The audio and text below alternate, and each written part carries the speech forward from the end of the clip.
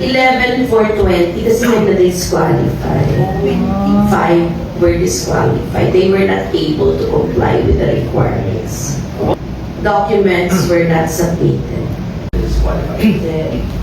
Sige, can you answer my team will answer with this. They were allowed to take the exam, but their exam answers were considered taken but not because they were not able to submit required documents for their application. Is the time constraint. So bibigyan mo sila ng time kahit na nag-exam na sila. O basta before,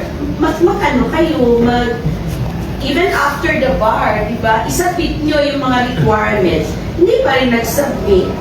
So their answers were not checked anymore.